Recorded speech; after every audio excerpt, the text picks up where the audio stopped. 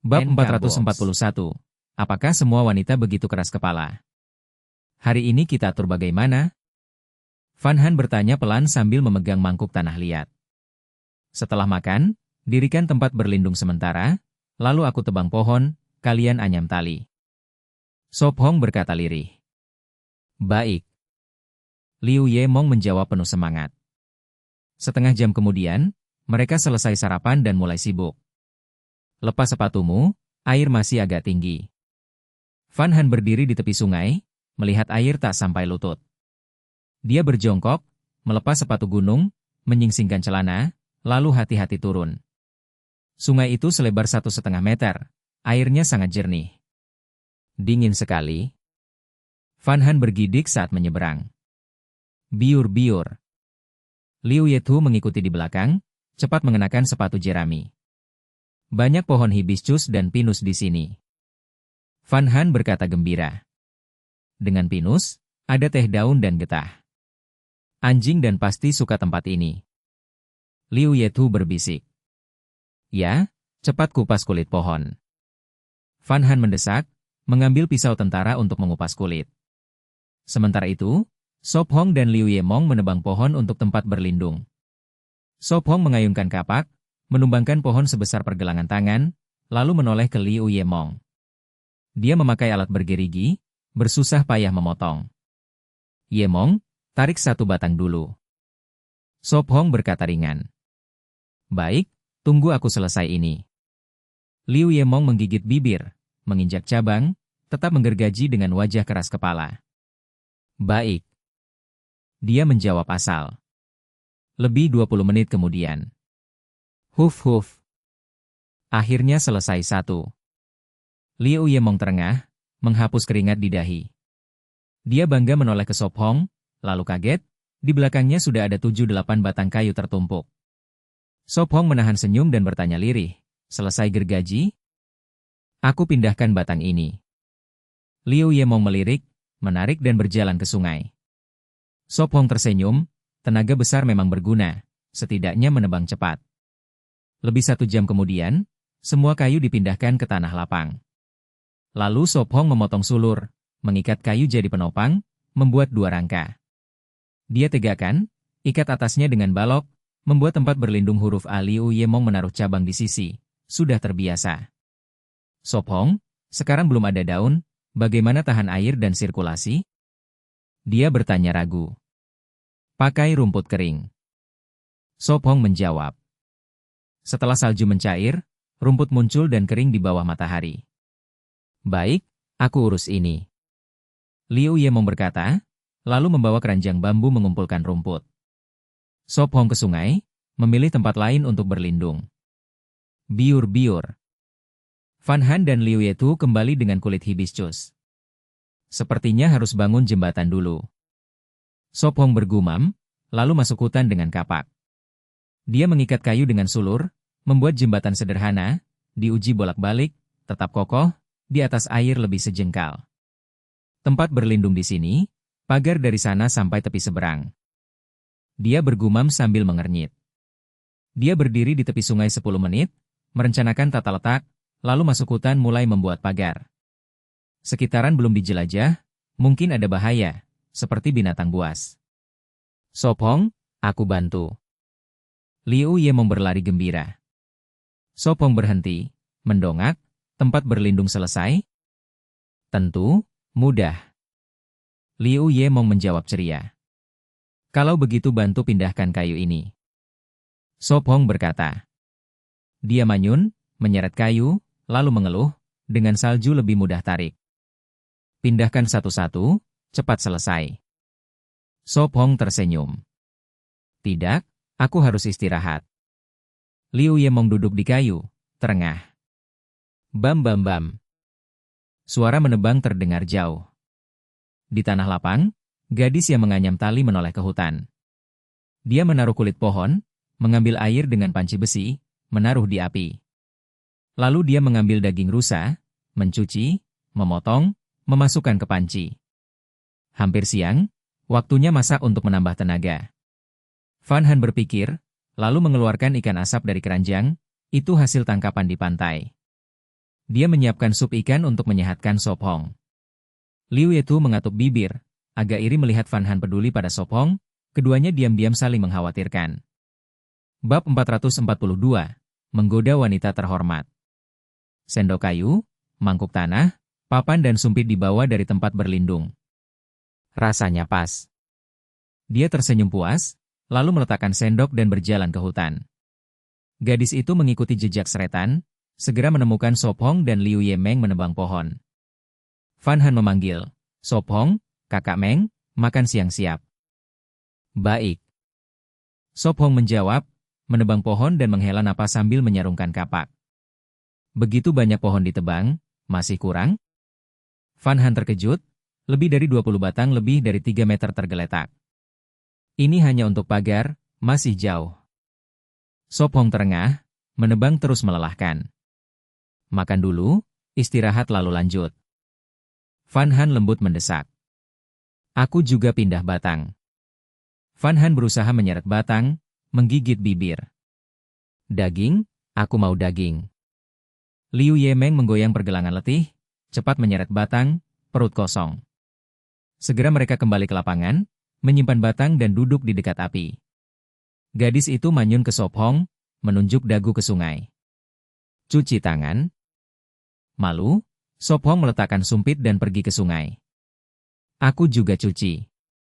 Liu Yetu memasukkan daging, mengunyah sambil berlari. Van Han tertawa, mengikuti dengan langkah kecil. Setelah cuci, mereka duduk lagi di sekitar api, mangkuk di tangan.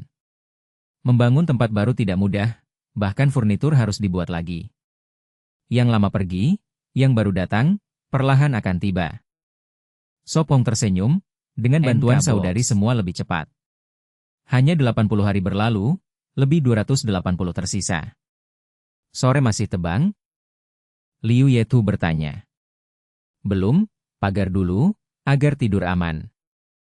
Sop Hong jawab, "Batang cukup." "Tanpa cabang berduri, bagaimana?" Van Han khawatir. "Aku akan pikir cara, setelah tempat selesai." Sop Hong berkata pelan. "Baik." Van Han tenang. Setelah makan dan setengah jam, mereka mengepang tali. Lalu Sop Hong bangkit, ambil sekop, ukur dan gali lubang di lapangan. Setiap 2 meter ia gali, untuk tiang. Ia gali 2,5 jam, lingkar selesai. Pagar mulai di sungai, mengelilingi api dan tempat, berakhir di jembatan, bentuk setengah lingkaran. Sop Hong, pagar terlalu besar. Van Han terkejut. "Kau bangun arena pacuan kuda?" Liu Ye Meng bercanda, setengah lingkaran hampir 20 meter. Sop Hong meringis, memang mirip arena. Ia tertawa, "Menurutku baik, halaman besar bagus." "Ya, lihat rencana." Van Han klik lidah, membayangkan skala. "Rumah baru ini akan membuatmu senang." Sop Hong menyeringai, "Tanpa batu, maka villa kayu." Ia mengernyit, mengerjakan batang. Ia runcingkan ujung, taruh di lubang, palu. Jam berlalu, semua tiang terkubur, tanah menutup. Huf huf. Ia melihat tiang berdiri, camp mulai terbentuk. Van Han datang dengan mangkuk, khawatir, "Kau basah kuyup, minum air." Gluk-gluk. Sop Hong minum banyak, lega. Keringat tetap keluar. "Hampir gelap, lanjut besok." Ia usap wajah. "Jangan bergerak, aku lap." Van Han marah, pegang tangannya. Ia keluarkan handuk, jinjit, lap wajahnya. Sop Hong memeluk bahunya, menatap wajah halus. "Lumayan, masih seperti bunga." Ia senyum nakal. "Kau bunga." Van Han manyun, pipi merah. Liu Yetu lihat tali, abaikan manis. Terang siang, menggoda wanita terhormat. Liu Ye Meng bergumam. Liu Yetu meringis, melirik adik, mendengar iri. Lagi pula Van Han baru 17 tahun, masih gadis, kenapa disebut wanita? Bab 443. Jadi kau ingin memanggilku paman? Sop Hong dan yang lain duduk di sekitar api unggun, memegang mangkuk keramik dan menyeruput teh panas. Cuaca ini sempurna, tidak panas dan tidak dingin. Fan Han menghela napas lega, menikmati kenyamanan langka. Musim dingin baru saja berlalu, beberapa hari lagi mungkin berubah. Espong berkata pelan, iklim di Pulau Huinwit sulit diprediksi, tidak seperti daratan dengan musim jelas. Biasanya masih musim dingin, tetapi kenyataannya musim semi telah tiba, salju mencair dan tunas tumbuh membuktikannya. Panas atau dingin tidak masalah, asalkan tidak hujan. Liu Yetu berkata lembut, tempat berlindung mereka belum selesai, hujan akan menyulitkan dan menunda kemajuan. Kami sudah mengalami badai, salju, dan banjir, sedikit hujan bukan apa-apa.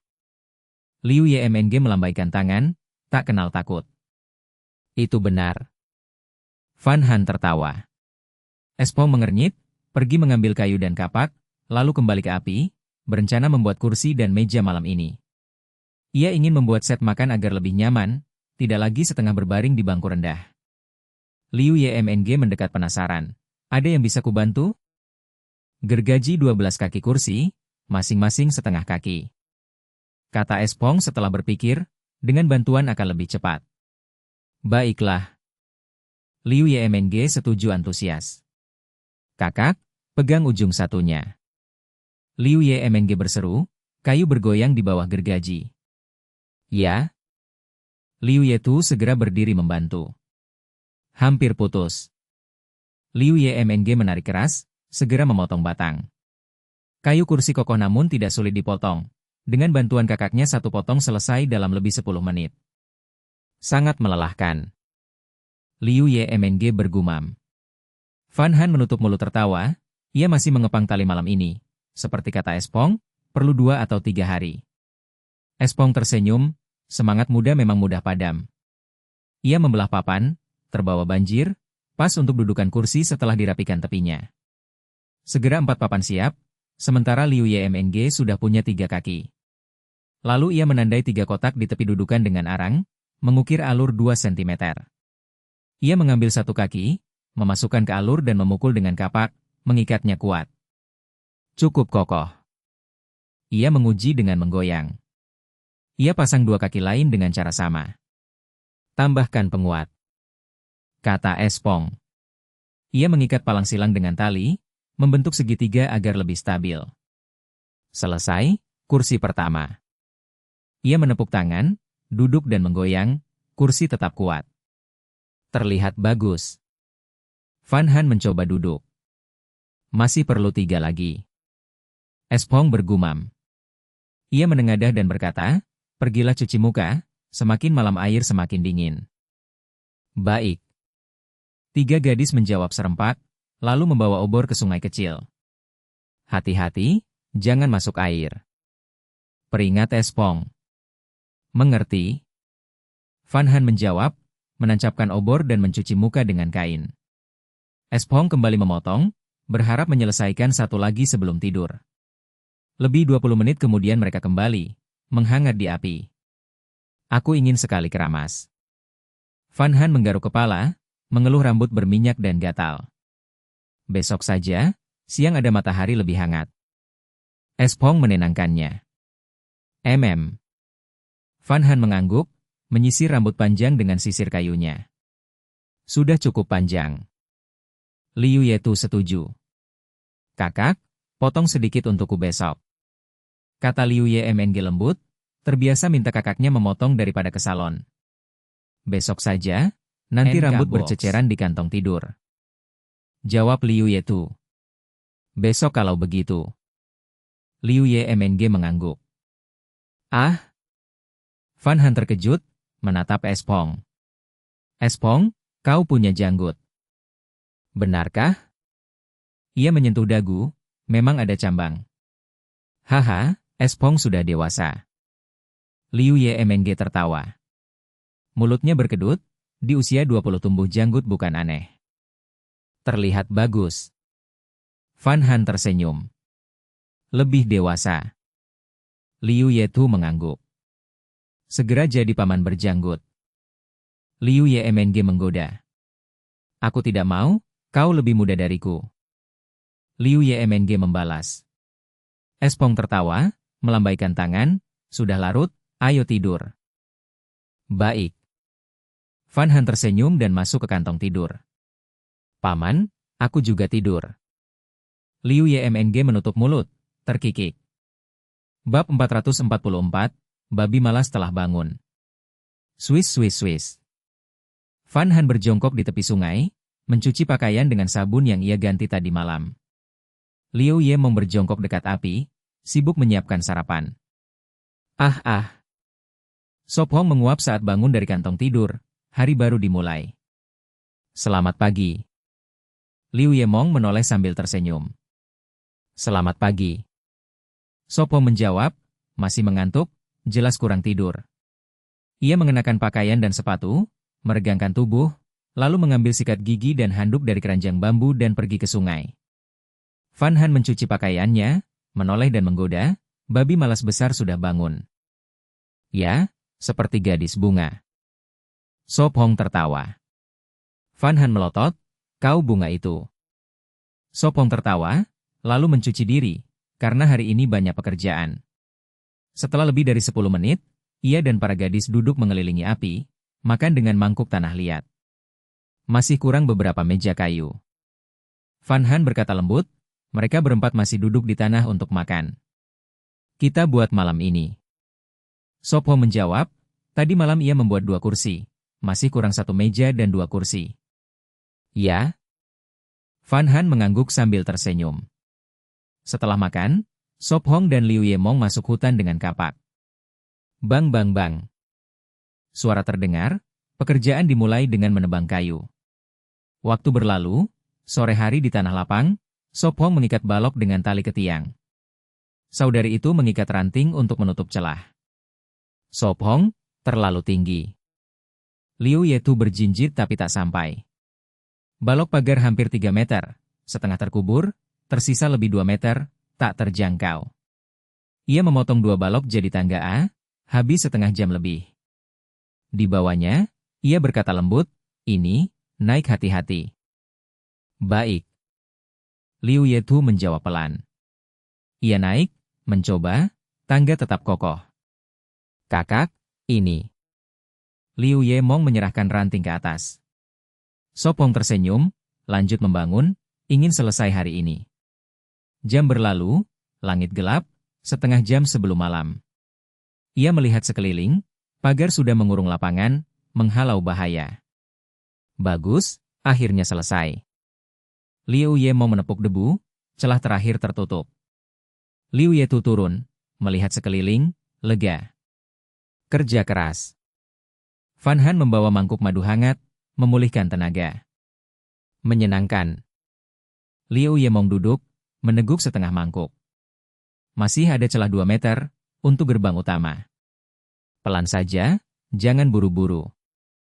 Fan Han berkata lembut, menuang lagi untuk Sop Hong. Masih sempat sebelum gelap. Sop Hong tersenyum, mengangkat kapak. Ini gerbang kelima yang ia buat di alam liar. Pertama di tempat berlindung, lalu pagar duri, rumah batu dan ruang pembibitan, semua oleh dia. Aku masak makan malam. Fan Han berjalan ke api. Setengah jam kemudian, dengan bantuan saudari, gerbang selesai. Sop Hong mengangkat pintu kayu, memasangnya, menaruh batu di bawah. Atasnya, ia ikat dengan kulit kayu, kuat tapi mudah dibuka. Agak berat. Liu Yetu mencoba, lebih berat dari dulu. Pintu besar, anggap latihan. Sop Hong tersenyum, balok segar berat. Akan jadi lengan unicorn? Liu Yetu mengernyit. Hahaha, tidak sampai begitu, nanti kering jadi lebih ringan. Sop Hong tertawa, mendorong pintu, menutup hutan gelap. Ayo makan malam. Fan Han memanggil, malam ini daging kambing. Cuci tangan dulu. Suaranya terdengar lagi. Mengerti? Sop Hong pergi ke sungai. Pagar sudah mengurung setengah tepi, ia ingin menutupnya jadi lingkaran, tanah bisa untuk sayuran atau obat. Setelah cuci tangan, mereka duduk dengan mangkuk tanah liat besar untuk makan malam. Bergeletak. Ia menaruh mangkuk, bergerak diam-diam ke gerbang, menyembunyikan napas, mengecek bahaya. Tak ada tanda, luar aman. Bab 445, Kentut Busuk. Dia ingat jelas, setiap kali Sopong tiba-tiba serius pasti ada sesuatu besar akan terjadi, seperti serangan serigala sebelumnya atau banjir tiba-tiba ini. Aku tidak tahu. Van Han menggeleng bingung. Saat itu Sopong perlahan membuka pintu kayu, matanya menyapu, indera tajamnya segera menemukan sepasang mata bercahaya. Musang belang? Ia mengerutkan kening, melihat 4 atau 5 musang belang mondar-mandir di luar pagar, hidung mereka mengendus terus seakan mendengar sesuatu. Tubuh mereka kekar, sebesar anjing desa, dengan kaki pendek, kaki depan lebih panjang, bulunya hitam mengilap dengan 2 garis putih dari kepala sampai ekor. Ekor besar berbulu mereka punya 2 kelenjar yang mengeluarkan cairan khusus, bagi kebanyakan makhluk itu bau menyengat tak tertahankan. Tapi mereka hanya menyemprot saat merasa terancam. Dalam jarak 3 meter cairan busuk itu langsung mengenai sasaran. Bisa membuat buta sementara, dan baunya menyebar hampir 800 meter. Sopong menyeringai, hewan ini tidak boleh diganggu. Ia berbalik menutup pintu kayu. Jika terkena, Mas Musang, para gadis pasti menjauhinya. Sopong, bagaimana? Van Han cemas. Musang belang? Yang bisa kentut busuk itu? Liu Yemong terkejut. Ya, mereka kentut busuk. Sopong mengangguk, tiba-tiba daging di mangkuknya terasa hambar. Jangan biarkan mereka masuk. Van Han membelalakan mata, ia tak mau perkemahan dikepung bau beracun. Tenang, pintu sudah tertutup, mereka tidak bisa masuk. Sopong tersenyum, ia tidak menembak mereka karena siapa tahu dagingnya juga bau. Aku ingat mereka terlihat lucu, sayang baunya busuk. Van Han menghela napas. Benar, kalau tidak bisa jadi peliharaan yang bagus. Liu Yemong mengangguk. Sebenarnya saat tidak menyerang, musang belang lebih bersih daripada banyak hewan peliharaan. Orang asing memang seleranya aneh. Gumam Liu Yemong. Van Han menutup mulut tertawa, kalau musang belang itu melepas kentut busuk, tetangga pasti melapor ke polisi. Makan malam berakhir dalam tawa, Liu Yetu membawa panci dan mangkuk ke sungai mencuci. Sop Hong istirahat lalu mengambil kapak melanjutkan membuat kursi. Hek, masih 3 batang lagi. Liu Yemong bersorak sambil menggergaji kaki kursi. Selesai itu, gergaji batang kayu itu juga, panjangnya 1 meter, 4 cukup. Sop Hong menunjuk dengan dagu. Tidak masalah. Liu Yemong sedikit mengernyit, batang itu tebal sebesar betis, masing-masing lebih dari 1 meter. Van Han duduk di samping api unggun menganyam tali, tersenyum melihat kerja ramai. Bulan makin tinggi, Sop Hong mengikat kaki kursi terakhir dengan tali. Duduk, tetap kokoh. Sekarang buat meja kayu. Ia menoleh ke Liu Yemong, yang sudah menggergaji 2 kaki meja hampir 1 meter. Sop Hong berdiri, memilih beberapa batang lurus, mengikat. Tanpa papan ia harus membuat sendiri. Ia memakai kapak mengukir alur selebar 3 jari, memasukkan tongkat, merekat dengan getah dan tali. Cara umum di pedesaan, dipakai untuk tutup kuali besar, sederhana dan kuat. Melakukan hal sama di sisi lain, meja pun selesai. Panjang 2 meter, lebar 1 meter, lebih besar dari meja biasa. Mudah, simpan abu, 2 hari lagi campur lumpur untuk meratakan. Sop Hong tersenyum, ia sudah memikirkannya. Tanpa papan ia berkreasi, selalu ada jalan. Aku tahu.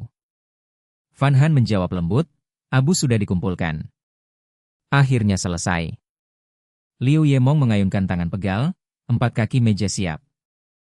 Hihi, tidak berat, kalau kasihan buat ranjang dulu, biar tidur enak. Ia tertawa. Ranjang akan dibuat, tapi besok, malam ini sudah terlambat.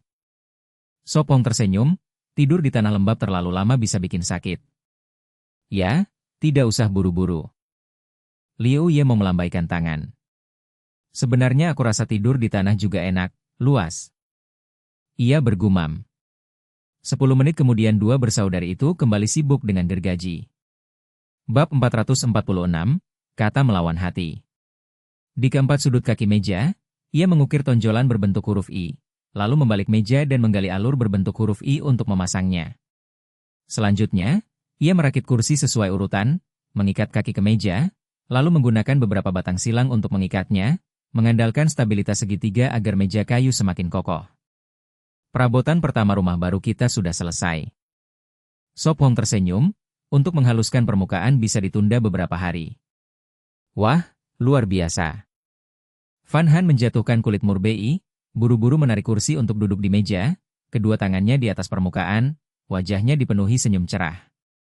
Selanjutnya ranjang dan sofa, kita juga akan punya. Sop Hong mengusap kepala gadis itu, ia tertawa begitu manis hingga bisa memesona. Terasa seperti pulang ke rumah. Van Han tersenyum seperti bunga, hatinya terhibur dari kesedihan akibat runtuhnya tempat lama. Tunggu sampai aku selesai menggergaji batang ini.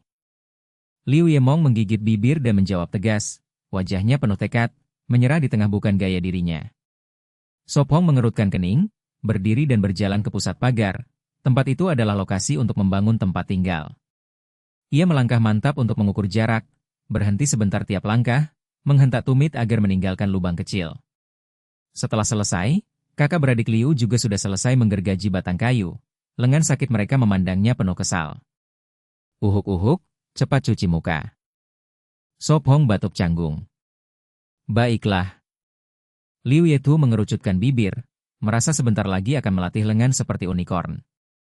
Malam itu ia berencana tidur lebih awal, karena sudah ada pagar, ketiga gadis bisa tidur tanpa takut, cuaca juga tidak terlalu dingin, jadi tidak perlu jaga malam. Selamat tidur. Liu Yemong mengguncang lengan sakit, lalu berbalik memeluk kakaknya. Liu Yemong. Liu Yetu meringis, berkata marah. Singkirkan tanganmu. Tidak, begini lebih nyaman tidur. Liu Yemong berkata polos, lalu bahkan meletakkan kakinya di atas kakaknya. Besar begini, menekan pas sekali. Liu Yemong tertawa nakal. Kau iri. Liu Yetu menarik bibirnya. Terlalu percaya diri. Sop Hong memeluk pinggang gadis itu, mendengar kakak beradik berbincang di kantong tidur, ia tak tahan tersenyum. Liu Yemong masih tidur menindih, mungkin sulit diubah. Ia juga penasaran, tidur begitu, bukankah menekan dada? Mengapa gadis seperti Liu Yemong bisa tidur nyenyak dalam posisi itu? Apakah karena datar? Sop Hong. Wajah Van Han memerah, ia mendekat ke telinganya. Ada apa? Sop Hong bertanya ragu. Aku ingin ke toilet. Van Han memerah malu. Kalau begitu ayo, aku akan menemanimu. Sop Hong bangkit dari kantong tidur, toilet belum dibangun, mereka harus keluar. Ia mengambil sebatang kayu dari api, memiringkan kepala, dan berkata, ayo, keluar pagar. Van Han memakai sepatu, menunduk malu, pipinya merah. Setelah tempat tinggal selesai, tidak perlu keluar lagi. Sop Hong berkata lembut, mendorong gerbang dan melangkah keluar. Ia menoleh dan berkata pelan. Pergilah, aku akan berdiri di sini. Baik, tapi jangan mengintip. Van Han memerah dan memperingatkan serius, lalu berlari ke semak-semak. Mengerti. Sop Hong tertawa kecil, mengangkat obor menerangi gelap, agar ia tidak takut. Dalam hati, ia merencanakan bagaimana membangun toilet di rumah kayu. Hanya kayu sebagai pembatas sulit mencegah bau, jadi ia memikirkan solusi. Di dalam tempat tinggal, kakak beradik Liu berhenti bercakap, mendengar Sop Hong dan Van Han meninggalkan perkemahan. Kemana mereka diam-diam pergi? Liu Yemong bertanya penasaran. Berbaringlah, berhenti bergosip. Liu Yetu menarik adiknya kembali ke kantong tidur. Namun Liu Yemong masih penasaran, bergumam. Jangan-jangan untuk itu? Liu Yetu mengetuk kepala adiknya marah. Liu Yemong berhenti menonton drama sampah itu. Baiklah. Liu Yemong manyun. Ia memejamkan mata, berdiri diam. Sesaat kemudian, suara gemerisik dan langkah cepat terdengar mendekat. Ayo. Sop Hong berkata lembut, mengusir pikiran kacau. Menggenggam tangan gadis itu kembali ke dalam pagar, lalu menutup gerbang. Hah, sudah kembali? Liu Yemong berbisik. Kulit gatal? Liu Yetu bertanya dingin. Tidur. Liu Yetu berkata serius, berbalik, kembali menindih kakaknya dengan tangan dan kaki lalu memejamkan mata pura-pura tidur. Liu Yetu juga memejamkan mata. Meski penasaran, ia tidak sekepo adiknya. Sop Hong berbaring di kantong tidur, memeluk pinggang ramping gadis itu, berkata lembut. Baiklah, tidur. Tak lama kemudian, terdengar napas teratur para gadis. Ah. Sop Hong tersenyum, kantuk datang, lalu perlahan memejamkan mata. Bab 447, gemuk satu putaran. Huf. Liu Yemong membawa sekop insinyur, terengah saat menggali lubang di lapangan. Ini tugas yang diberikan Sop Hong setelah ia pergi menebang pohon pagi hari, menggali lubang setengah meter di tempat bekas jejak semalam. Ini akan menghabisi nyawaku. Liu Yemong manyun mengeluh. Dia menghitung 8 jejak, berarti harus menggali 64 lubang. Menggali banyak lubang untuk apa? Liu Yetu bertanya ragu. Dia pikir untuk membuat tempat persembunyian. Dari fajar hingga kini lebih 3 jam berlalu, dia baru selesai 1 lubang, 63 sisanya membuatnya pusing. Huf. Liu Yemong terus bekerja. Fan Han sibuk di api, sarapan belum siap. Sop Hong masuk hutan pagi hari, targetnya menebang 64 pohon, tiap satu sebesar betis, untuk membangun tempat tinggal. Dia berniat membangun rumah panggung, gubuk kayu di atas tiang. Karena tempat dekat sungai dan hutan di pulau, udara lembab, rumah panggung akan hindari kelembapan. Tempat tinggal begitu punya banyak kelebihan, juga kekurangan, seperti buang waktu, tenaga, dan kayu. 64 gelondongan berarti 64 pohon tumbang, hutan makin jarang. Menebang banyak pohon membuatku gelisah. Sop Hong bergumam. Dia berhenti dan berbisik, harus menebang lebih jauh. Dia berjalan lebih dalam dengan kapak, tidak menebang dekat persembunyian, karena itu tirai alami. Pohon ini pas sekali. Setelah 5-6 menit, dia berhenti, pohon di sini tegak lurus, cocok jadi tiang. Dia melepas baju kain, ikat di pinggang, menampakkan tubuh berotot, lalu mengayun kapak kuat. Adegan itu direkam drone, disiarkan langsung pagi. Aku baru datang, apa Sop Hong selalu sibuk pagi begini? Bagaimana kuat tanpa makan? Pendatang baru jangan takut, Sop Hong memang begitu, sebentar terbiasa. Tubuh itu sempurna, tampan. Saudari, jantungku lemah, biar aku saja, kalian muda tunggu. Berhenti omong kosong, Sop Hong milikku. Bang. Dengan tenaga besar, Sop Hong menebang pohon tebal hanya 5-6 tebasan, lalu memangkas ranting dalam menit. Dalam setengah jam ia sudah menumpuk 7-8 batang. Sop Hong, sarapan dulu, kau di mana? Seorang gadis berteriak dari jauh. Suara berdesir. Beberapa saat kemudian, gadis itu membelah semak, berbisik, mengapa menebang sejauh ini? Di sana masih ada, selesai sudah cukup. Sop Hong menjelaskan. Baik. Gadis itu membuka jalan dengan kapak, menebas semak. Sementara itu Liu Yemong masih menggali. Di belakangnya sudah 3 lubang setengah meter.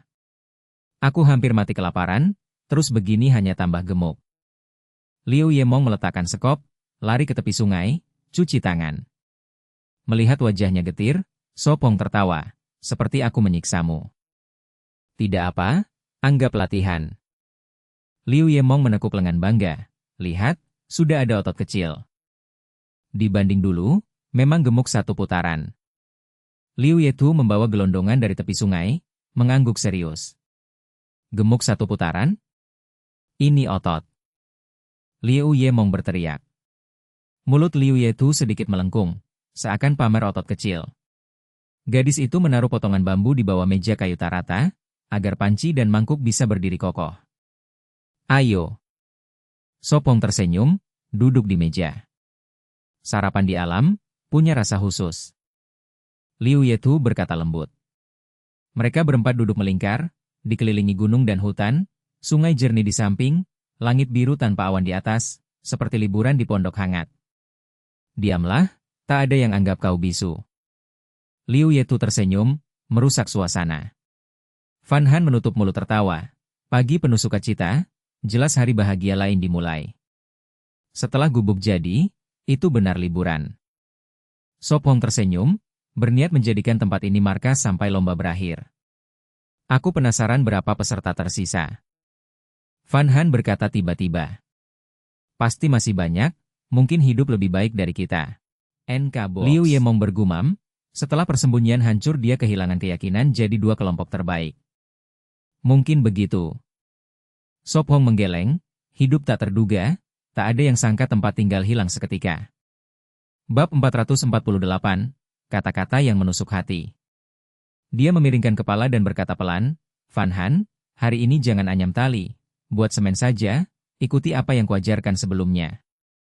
Tapi Sop Hong, kita tidak punya kuali, bagaimana caranya? Van Han bertanya lembut, semua kuali terbawa banjir, yang baru belum sempat dibakar. Gali lubang di tepi sungai, anggap saja kuali, semen ini hanya untuk pondasi, tidak perlu sempurna. Sop Hong berpikir lalu berkata, baik, aku mengerti. Van Han mengangguk. Aku pergi menebang kayu. Sop Hong berdiri, meregangkan badan dan masuk hutan dengan kapaknya. Hati-hati, jangan terlalu lelah. Van Han cepat mengingatkan. Mengerti. Sop Hong melambaikan tangan tanpa menoleh, sosoknya hilang di telan pepohonan. Lebih dari 10 menit kemudian, gadis itu dan kakak beradik keluarga Liu selesai bereskan peralatan, masing-masing sibuk dengan tugasnya. Liu Yemong membawa sekop insinyur ke sungai, membantu Van Han menggali lubang untuk lumpur, lalu kembali dengan wajah enggan, melanjutkan menggali lubang lain. Harus pindahkan abu ke sini. Van Han mengosongkan keranjang dan menutup celah dengan rumput kering. Hu. Dia meletakkan keranjang, jongkok di tepi sungai beristirahat. Setelah istirahat, dia menggali saluran kecil agar air sungai mengalir ke lubang, lalu menutupnya dengan batu. Dia mengambil tongkat dan mengaduk air di dalam lubang agar abu larut. Lebih dari 10 menit kemudian, Van Han berhenti dan bergumam, biarkan mengendap sebentar. Dia meletakkan tongkat, kembali ke meja kayu, mulai menganyam tali lagi, menunggu abu mengendap. Hek heu. Liu Yemong menggigit bibir, menggali perlahan. Istirahatlah jika lelah, biar aku yang gali. Liu Yetu berkata lembut. Dia menggigit bibir, mengambil sekop dan mulai menggali, tapi tanah lebih keras dari perkiraan, penuh batu, sulit digali. Sebentar saja dahinya berkeringat. Kakak, gali lebih banyak, itu melatih tubuh. Liu Yemong berkata serius, kau terlalu lemah, harus lebih banyak berolahraga. Liu Yetu menyipitkan mata, tersenyum samar, Liu Yemong, kau pikir aku tidak bisa mengalahkanmu? Hihi, aku hanya bercanda. Liu Yemong tersenyum canggung. Waktu berlalu, matahari bergeser ke barat, sekitar jam 4 sore. Van Han jongkok di tepi sungai, menyendok air dari lubang dengan panci besi. Kalau saja ada ember kayu atau kendi tanah liat akan bagus. Dia bergumam, menggigit bibir sambil bekerja. Ember kayu terbawa banjir, dan kendi tanah liat dipakai untuk minyak. Lebih dari 20 menit kemudian, lubang itu kering, terlihat lumpur abu-abu. Dia jongkok, meremas lumpur, membentuk gumpalan seukuran kepalan tangan dan menjemurnya. Kriuk, bagus. Di hutan, Sop Hong memikul kayu, baru saja menebang 64 potong, kini harus membawanya. 6 batang kayu beratnya lebih dari 600 jin, belum batasnya. Lebih dari 10 menit kemudian, dia kembali ke perkemahan dan meletakkan kayu. Liu Yemong berhenti, mengangkat tangan sakit dengan bangga. Sop Hong, aku hebat kan? Aku sudah gali 20 lubang. Sop Hong tersenyum dan menyemangati, bagus sekali, tinggal 44 lubang lagi, semangat. Masih 44. Kesombongannya lenyap. Sop Hong terkekeh dan kembali ke hutan, harus membawa semua sebelum malam. Matahari terbenam, langit gelap seperti tertutup debu. Bang! Sop Hong menjatuhkan kayu terakhir, dia sudah selesai. Tidak sanggup menggali lagi, lanjut besok. Liu Yemong melambaikan tangan, lelah, duduk di kursi. Menjelang malam, jumlah lubang bertambah dari 20 menjadi 30. Dibandingkan pekerjaanmu, punyaku bukan apa-apa. Liu Yemong menatap tumpukan kayu, terkejut dia bisa menebang begitu banyak dalam sehari. Besok kita istirahat, sebaiknya jelajahi sekitar. Sop Hong berkata pelan. Sejak datang, mereka belum menjelajahi banyak. Baiklah. Liu Yemong menghela napas. Aku akan masak malam. Van Han tersenyum, mengeringkan gumpalan lumpur di api, langkah penting membuat semen. Dia mencuci panci dengan sabun, lalu mengisinya dengan air dan menaruh di api. Setelah setengah jam, mereka duduk di meja, makan daging untuk memulihkan tenaga. Sopong, makan lebih banyak. Van Han berkata lembut, menyendokkan semangkuk lagi untuknya. Melihat kayu-kayu itu, dia tahu betapa kerasnya dia bekerja, jadi malam ini memasak lebih banyak daging. Ya, kau juga makan lebih banyak. Sopong menjawab lembut. Kak Mong, Kak Tu, kalian juga makan lebih banyak. Van Han cepat menyajikan daging untuk mereka juga sudah lelah. Hihi, Van Han memang terbaik. Liu Yemong tertawa, mangkuknya terisi penuh lagi. Van Han tersenyum malu, lalu makan. Setelah setengah jam, makan malam selesai, Sopong duduk di dekat api, menyendok gumpalan lumpur kering dengan sekop, menyimpannya untuk membangun tempat berlindung. Bab 449. Tidak apa-apa, aku ada di sini. Van Han dan yang lain duduk di kursi sambil mengobrol sambil menganyam tali. Sopong, apa yang ingin kau lakukan lagi?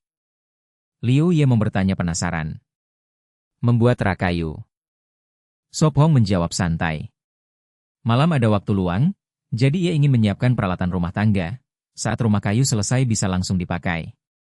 Sopong, buat 2 lagi. Terakhir kali 1 rak tidak cukup. Van Han berkata lembut. Rak pertama yang dibuat Sopong memang besar, tapi seiring waktu barang-barang makin banyak, jadi tidak cukup. Tidak masalah. Sopong tersenyum. Ia mengikuti cara sebelumnya, mengolah kayu lalu dengan pisau militer membuat 5 lubang di setiap sisi. Ini membentuk rak 5 tingkat. Kali ini ia memotong kayu sepanjang 2 meter dan memakai 8 batang setebal pergelangan tangan untuk papan. Jadi rak itu lebarnya 40 cm, panjang 2 meter, tinggi 5 tingkat. Ia membuat satu lagi dengan cara yang sama. 2 rak 5 tingkat seharusnya cukup. Sopong menepuk tangan, ini adalah hasil kedua. Cukup, aku bahkan khawatir tempat persembunyian tidak muat. Van Han mendorong rak, hanya bergoyang sedikit. Pasti muat, 2 lagi pun tidak masalah. Sopong tersenyum. Sopong, sebesar apa kau ingin membangun persembunyian ini? Van Han bertanya penasaran. Tidak terlalu besar, panjang lebar sekitar 5 atau 6 meter. Sopong berkata pelan. Itu lebih besar dari persembunyian sebelumnya. Van Han terkejut. Benar. Sopong mengangguk, sekarang 4 orang hidup bersama, semakin besar semakin baik. Sangat bagus. Van Han tersenyum mengangguk, dalam hatinya ia menantikan rumah baru. Sudah malam, cuci muka lalu tidur, besok kita jelajah. Sopong mengingatkan lembut. Baik. 3 gadis menjawab bersamaan, membawa handuk dan perlengkapan ke sungai kecil. Lebih dari 20 menit kemudian, mereka selesai cuci muka dan masuk ke kantong tidur. Selamat malam semuanya, pasti.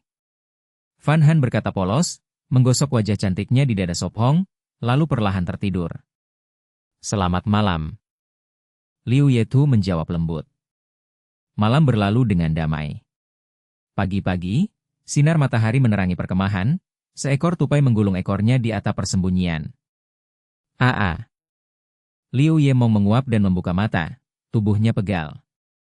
Ia berbaring sebentar, lalu hati-hati bangun, memakai sepatu, berjalan dalam pagar untuk menghilangkan kantuk.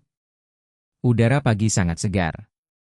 Liu Yemong menghela napas, setelah berjalan ia kembali, menyalakan api dan merebus air. Setengah jam kemudian, yang lain juga bangun, cuci muka di sungai lalu duduk di meja kayu. Sup ampas tahu sayur liar daging? Liu Yetu mengernyit penasaran, menyendok dari panci besi. Ya, aku buat sarapan baru, dengan ampas tahu, sayur liar, dan daging. Liu Yemong tersenyum lembut. Cepat, cobalah. Matanya penuh harapan, ia cepat membagikan sarapan. Tidak. Liu Yemong menggeleng. Liu Yetu mengatupkan bibir, berpikir seharusnya ia mencicipi dulu. Sopong mengambil sedikit dengan sumpit, mencicipi lalu tersenyum, rasanya lumayan. Kedengarannya seperti masakanku itu makanan gelap. Liu Yemong melotot marah. Enak sekali. Van Han tertawa manis, rasanya baru. Kalau begitu bagus. Liu Yemong mengangkat mangkuk dan makan lahap. Kreek. Sop Hong, kita mau kemana? Van Han bertanya lembut, memegang busur bambu. Lebih dalam ke hutan. Sop Hong menjawab, menunjuk ke arah tempat tebang kemarin. Baik. Van Han mengangguk, menggandeng tangannya dan berjalan. Kakak beradik Liu segera mengikuti, satu membawa sekop tentara, satu membawa busur serat karbon. Drap drap drap. Di hutan, sulur-sulur tumbuh tunas, merambat ke segala arah. Sop Hong mengayunkan kapak, menebang ranting yang menghalangi, membersihkan jalan untuk dua orang berdampingan. Tempat ini lebih jauh dari kemarin, pepohonan lebih kuat. Sop Hong, musim dingin sudah lewat, beruang dan ular akan mulai aktif, kan? Van Han bertanya cemas, menatap sekitar. Hati-hati, jangan bertemu beruang. Liu Yemong bergumam. Bukan hanya beruang, kucing besar juga. Sopong. Mengernyit, berjongkok. Di depannya ada jejak, tiap tapak sebesar setengah kepalan, milik kucing besar. Ukuran itu menyingkirkan LYNX, karena lebih kecil. LYNX adalah mamalia, bentuknya seperti kucing tapi lebih besar, predator sedang. Berat sekitar 15 hingga 30 kg, tubuh 80 hingga 130 cm, ekor 16 hingga 23 cm. Kucing besar? Kau menemukan sesuatu? Liu Yemong bertanya tegang.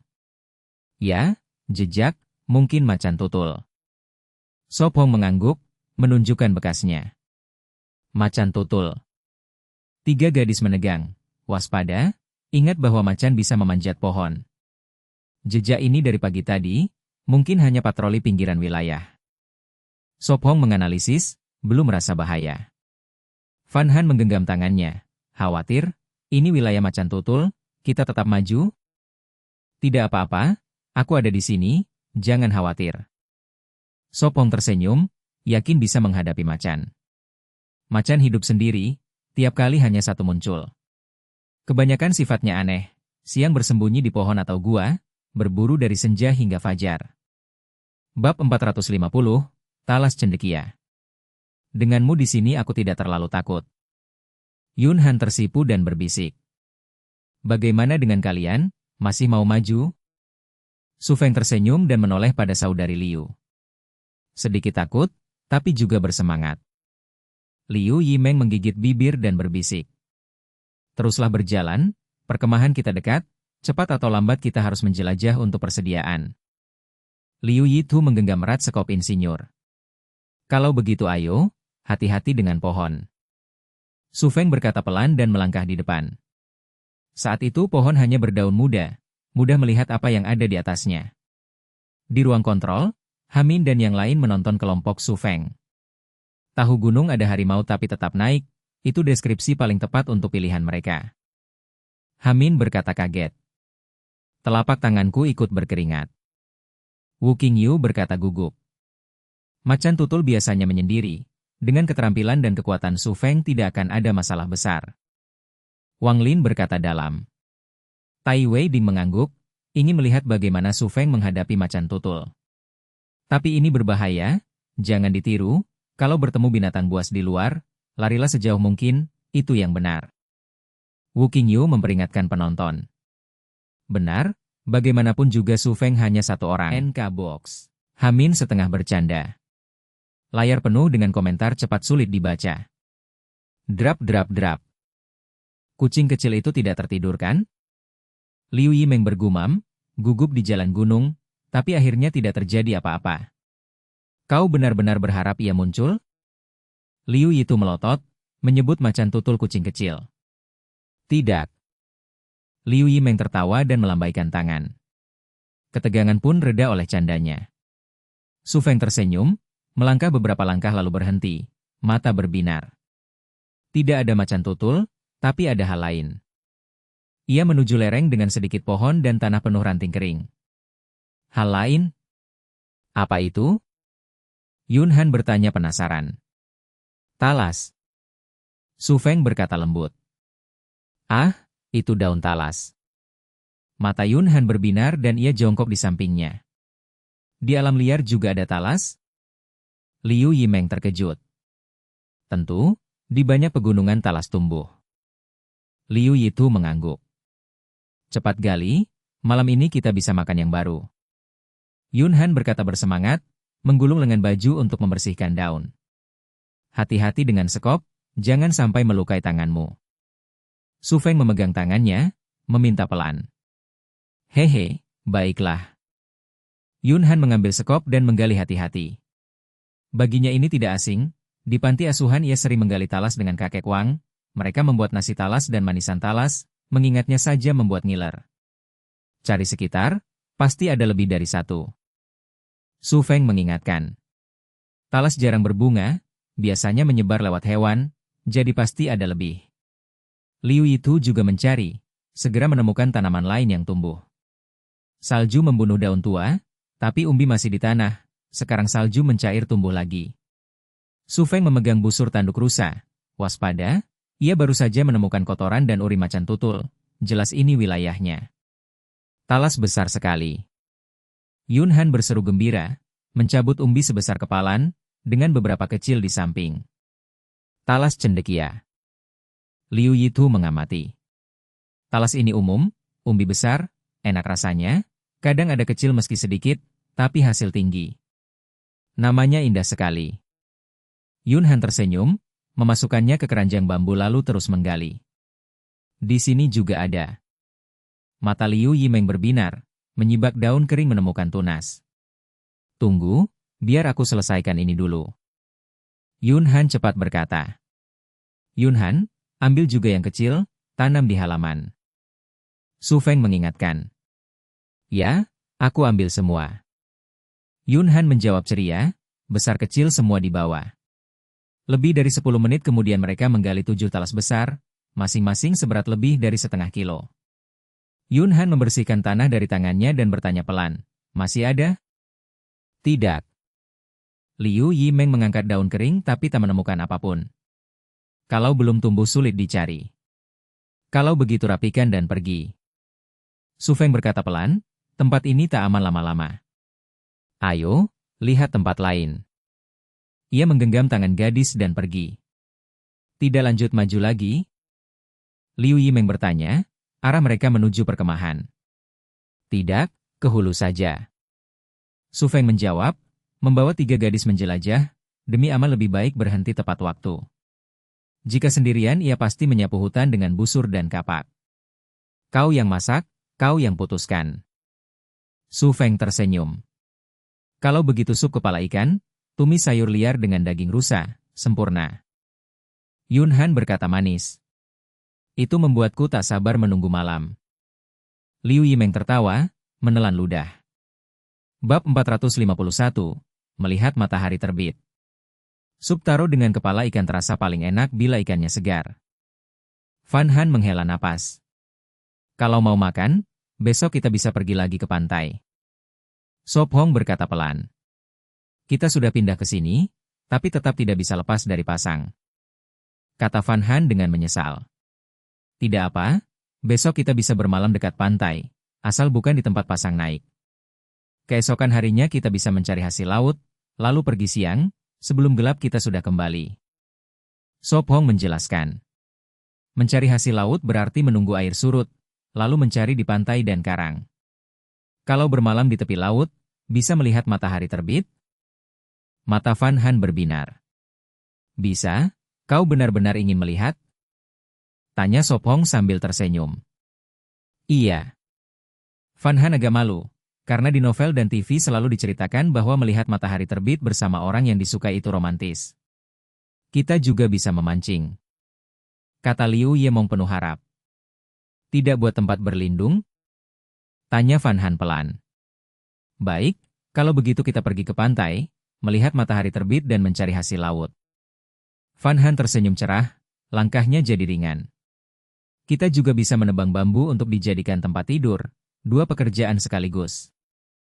Kata Sop Hong. Ya, ya. Fan Han mengangguk. Setelah lebih dari 1 jam, mereka keluar dari hutan, tiba di hulu sungai kecil, bukan di markas. Mari kita lihat, kalau tidak ada yang aneh, kita pulang lewat sungai. Kata Sop Hong, berjalan ke arah hulu. Banyak udang kecil.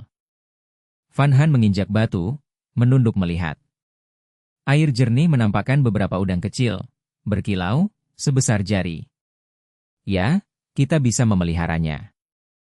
Van Han mengangguk. Haha, sekarang kita punya kelinci, anak rusa, tupai, dan udang. Apakah kita sedang membangun kebun binatang? Liu Yemong tertawa. Kalau tidak ada makanan, semua dibunuh. Sop Hong tersenyum. Kalau Doeg tahu, mungkin dia kabur malam ini. Liu Yetu berbisik. Doeg juga? Van Han meliriknya. Tidak ada daging, biarkan saja.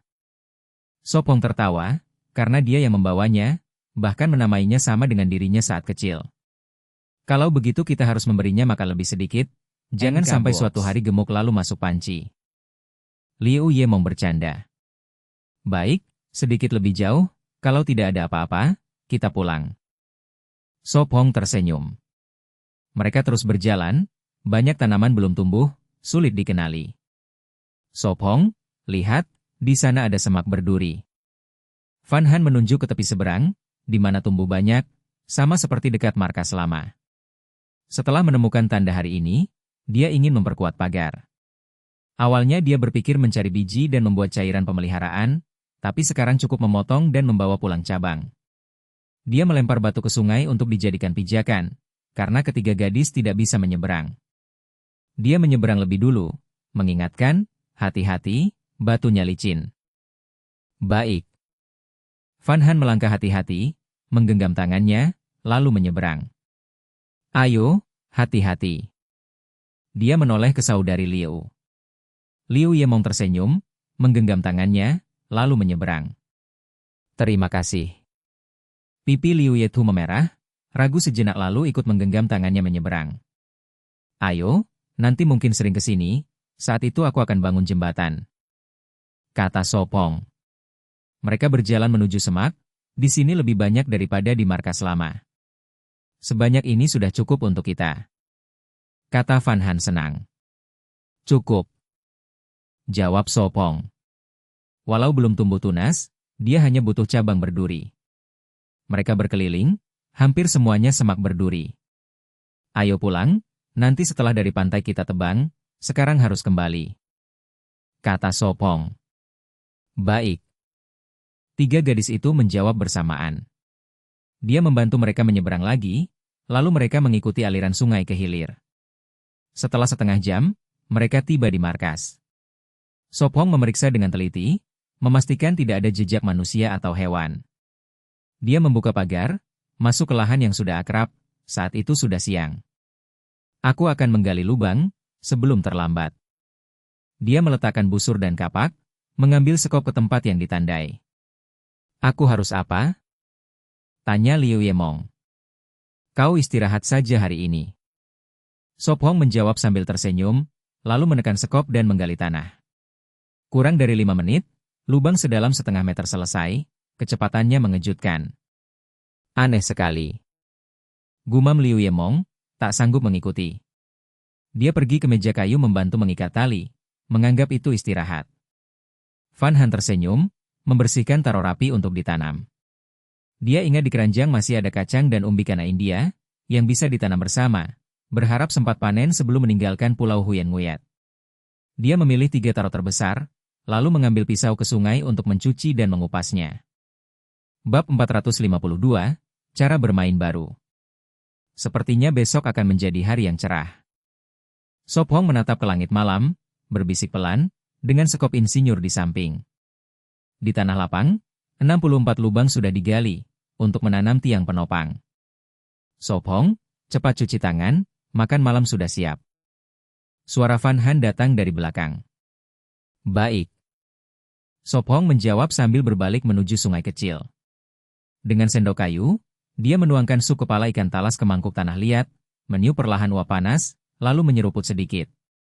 Asin gurih pas, sempurna. Van Han tersenyum bangga.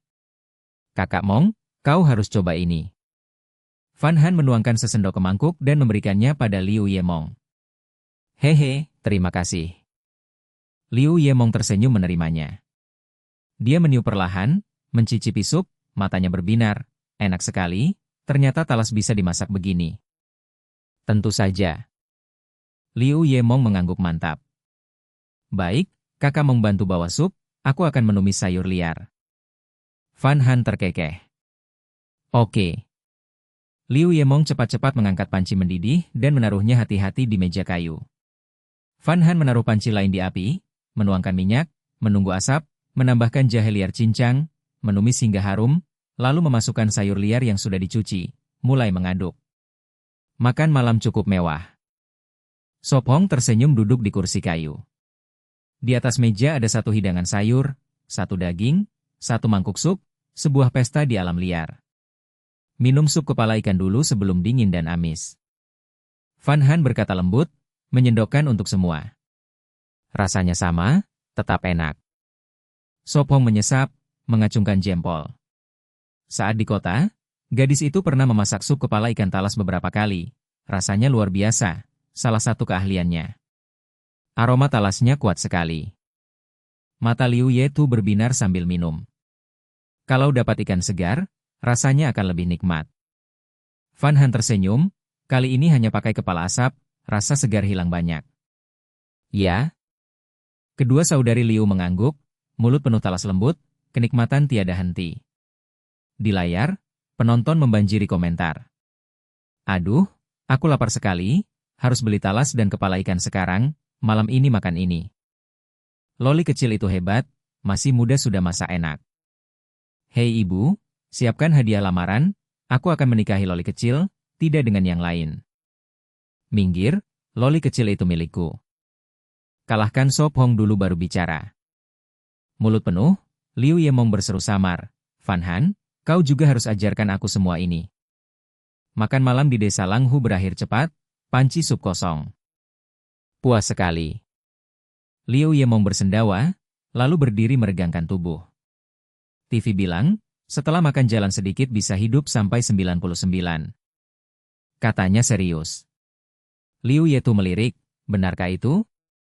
Setelah makan jangan olahraga keras, bisa sakit perut. Sop Hong mengingatkan. Ya, cukup jalan santai. Liu Yemong menjawab, langkahnya melambat. Sop Hong istirahat sebentar, lalu mengambil kapak, bersiap membuat ranjang. Masih ada 2 kaki ranjang yang harus digergaji.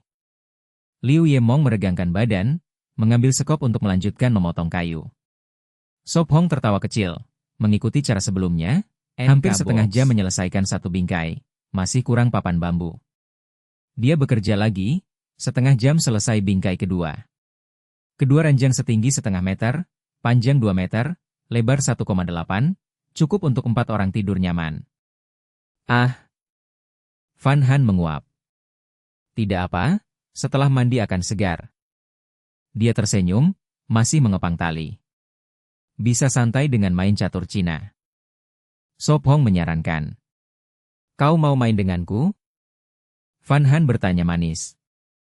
Boleh. Sop Hong berdiri, menepuk sisa serbuk kayu. Dia duduk di meja kayu, menggambar papan catur dengan arang, kali ini hanya setengah. Kenapa cuma setengah? Fan Han manyun. Hari ini coba cara lain. Sop Hong tersenyum. Lain bagaimana?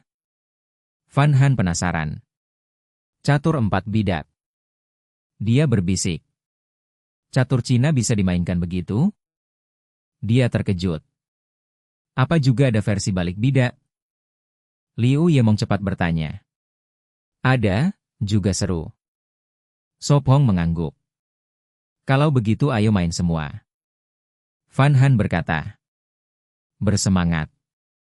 Dia mengeluarkan kantong kain kecil dari keranjang, membuka ikatan, menuangkan semua bidak. Main 4 bidak dulu. Sop Hong tersenyum, memilih bidak hitam.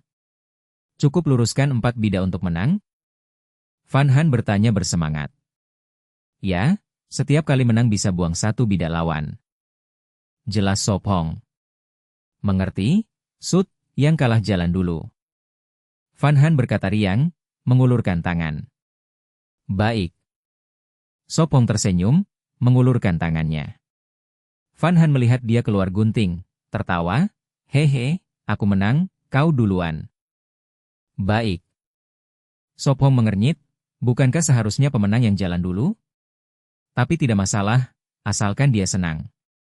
Bab 453, akan sangat bagus langsung membeli lotre.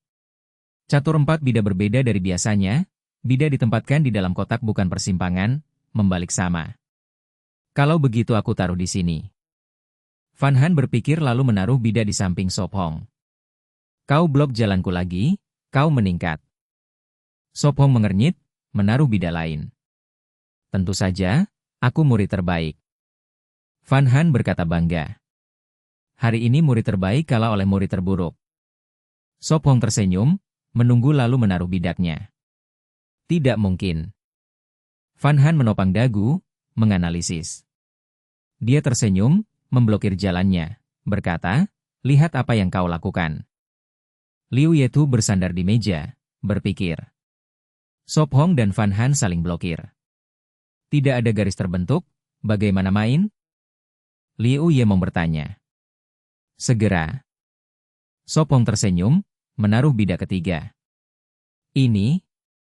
Van Han mengernyit. 3 bidaknya membuat garis pasti menang, dia hanya bisa blokir satu ujung. Belum juga pikir? Sop Hong bertanya. Tidak ada gunanya. Dia tertawa, menaruh keempat, membuat garis, menghapus beberapa putih. Sop Hong, dengan gaya ini kau takkan punya pacar. Liu Yemong tertawa, mengalahkan Van Han. Ya, tak punya pacar. Van Han kesal. Sop Hong tersenyum pahit. Biar aku main. Liu Yemong mengambil bidaknya. Kau tak ada peluang. Dia pura-pura galak, lalu tertawa. Liu Yetu berkedut, menganggap kekanak-kanakan. 2 gadis serius main, level sama, lebih banyak bida hilang. 1 langkah lagi, aku menang. Liu Yemong berkata. Hehe, bilang aku hebat. Van Han tertawa bangga. Biar aku coba. Liu Yetu menepuk bahu adiknya, ingin main. Hehe, aku takkan lunak. Van Han tertawa. Baik. Liu Yetu menjawab. Lebih 10 menit kemudian, Van Han sedih, hanya tersisa 1 bida putih, tak bisa sambung. Aku kalah. Dia mengaku. Bagus, aku bantu kau menang lagi. Sop Hong menghibur. Lanjut 4 bida atau balik bidak? Dia bertanya. Balik bidak. Liu Yetu berkata. Dia belum pernah main tapi tahu aturan. Permainan sederhana, makan semua bidak lawan untuk menang. Bidak dari besar ke kecil, raja, pengawal, gajah, benteng, kuda, meriam, pion. Besar makan kecil, tapi raja kalah dari pion. Awalnya semua bidak tertutup, tiap giliran buka 1, bisa sendiri atau lawan. Sop Hong menjelaskan, belajar di panti asuhan. Wanita dulu. Dia mengocok, memberi isyarat. Baik. Liu Yetu membuka, kuda hitam. Aku. Sop Hong tersenyum, membuka yang berikutnya, juga hitam, pion. Sungguh hoki, dua-duanya hitam? Liu Yemong berkata. Sop Hong tersenyum percaya diri. Liu Yetu membuka lagi, pion putih. Aku ambil. Sop Hong tersenyum, kuda makan pion. Liu Yetu ragu, membuka lain, pion terkecil. Kakak, hokimu jelek sekali. Liu Yemong menggoda. Bida terbuka adalah Raja Putih. Aku ambil. Sop Hong batuk, pion makan raja. Aku tidak percaya. Liu Yetu mengernyit, membuka lain, meriam hitam. Aku lihat yang ini. Sop Hong membuka lawan, pengawal putih. Dia berkedut, sial. Mungkin cuci tangan, hokimu lebih baik. Sop Hong tertawa, pakai meriam makan. Semua kagum pada hokinya. Tak ada yang punya hoki ini, membeli lotre akan sangat bagus. Hahaha, lihat wajah kesal Liu Yetu, pasti trauma. NK Box. Hokinya tak ada tanding, bida putih terbuka langsung mati. Bab 454, benar-benar merepotkan. Dia merasa jika terus begitu dia benar-benar harus mencuci tangan untuk mengusir sial. Hihi, lihat aku, peruntunganku selalu baik. Liu Yemng bersumpah tegas, duduk berhadapan dengan Espong. Giliranmu, kata Espong sambil tersenyum tipis. Baik, aku buka ini. Liu Yemng berpikir sejenak lalu membuka bidak di samping meriam. Bidak hitam, giliranku. Espong mengerutkan kening dan membuka bidak lain. Kali ini adalah kuda putih. Hihi, akhirnya giliranku. Mata Liu Yemng berbinar, dia menggerakkan kuda satu langkah dan memakan bidak hitam yang baru saja dibuka oleh Espong. Mereka terus bermain begitu hingga setelah lebih dari 20 menit hanya tersisa satu meriam putih. Masih mau berjuang? Espong mengerutkan kening. Aku kalah. Liu Yemng manyun, ditekan sepanjang permainan, setiap langkah dimakan, belum lewat 3 giliran sudah habis. Baiklah, lain kali lanjutkan, sekarang cuci muka lalu tidur. Espong tersenyum. Baiklah. Liu Yemng berdiri dengan kesal, mengambil handuk dan mengikuti gadis ke sungai kecil. Lebih dari 20 menit kemudian, 3 gadis selesai mencuci lalu masuk ke kantong tidur. Espong, kau juga tidur. Fan Han lembut mendesak. Baik. Espong berdiri, membawa sikat gigi dan handuk ke sungai, mencuci sederhana lalu kembali dan berbaring. Gadis itu berbalik memeluk pinggangnya, menggesekkan kepala ke dadanya lalu menutup mata puas. Pagi buta, cakrawala berubah perak, matahari perlahan naik dari laut, sinar menyinari pulau Huin Nguit. Espong membuka mata, menatap gadis yang masih tidur, menyibak rambut dari dahinya lalu keluar dengan hati-hati. Cuacanya indah, sangat cocok keluar. Dia mengenakan sepatu, keluar dari tempat berlindung dan menatap langit tanpa awan. Dia meregangkan tubuh, membawa sikat dan handuk ke sungai, air dingin menyiram wajahnya langsung menyegarkan. Nyaman sekali. Dia menghela napas. Beberapa menit kemudian, selesai mencuci, dia kembali, 3 gadis masih tidur. Dia pergi ke sungai tempat para gadis melarutkan abu sebelumnya, lubang besar itu masih ada. Dia menyingsingkan celana, dengan sekop memasukkan pasir ke lubang lalu mencampurnya dengan lumpur. Sesaat kemudian dia menambah lebih banyak pasir hingga menjadi seperti semen lalu berhenti. Selesai. Dia menepuk tangan, meletakkan sekop dan pergi ke tanah lapang.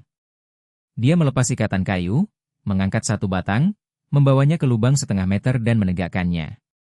Jadi, dari tanah ke puncak kayu tingginya sekitar 2 meter, ketinggian rumah kayu. Dia menaruh batu di dalam lubang untuk menopang. Kemudian dia mengikat tali dengan batu, menggantung dari puncak untuk menguji lurus. Jika miring, rumah akan goyah. Benar-benar merepotkan. Dia tersenyum pahit, ini baru tiang pertama, masih ada 63 lagi. Dia mendirikan tiang kedua dan ketiga, menahannya dengan batu dan prinsip tuas. Espong, hari ini bangun pagi sekali. Fan Han keluar dari tempat berlindung, meregangkan tubuh memperlihatkan pinggang ramping. Terbangun alami saja. Dia tersenyum. Tak lama kemudian, saudari Liu juga bangun, mencuci lalu datang padanya. Ada yang bisa dibantu? Liu Yemng menyingsingkan lengan, penuh semangat. Ada, kita harus mengisi lubang dengan semen. Katanya. Baik, aku ahli dalam ini. Dia tersenyum. Dia melangkah 2 langkah lalu berbalik. Pakai apa untuk menampung lumpur? Dia berpikir lalu berkata, pakai karung, celah kecil tetap bisa menahan semen. Baik. Dia menjawab lalu pergi. Sepertinya kita harus cepat membuat tungku, tanpa keramik atau panci benar-benar tidak nyaman. Dia bergumam. Dia mengangkat batang kayu lain, menegakkannya di lubang, menahannya seperti sebelumnya. 10 menit kemudian, saudari kembali dengan karung berisi semen, menuangkannya hati-hati ke lubang. Cukup, tambah lagi akan meluap. Liu Yetu cepat-cepat menahan karung. Ayo, ke lubang berikutnya. Kata Liu Yemng bersemangat, membawa karung dan menuang ke lubang lain. Setengah jam kemudian, barisan pertama 8 tiang sudah terisi semen, pas semen habis. Masih ada 7 baris, semen akan sangat banyak dibutuhkan. Liu Yemng mengguncang karung dan menuang sisa semen terakhir. Kalau begitu pagi ini buat semen lagi, siang kita ke pantai. Katanya. Dia sudah mendirikan barisan kedua, menahannya dengan batu. Baik. Kedua saudari mengangguk. Mereka mencuci karung, lalu dengan keranjang bambu menuangkan abu ke lubang, menambah air dan mengaduk. Van Han membawa panci besi ke meja dan memanggil, "Jangan buru-buru, sarapan dulu."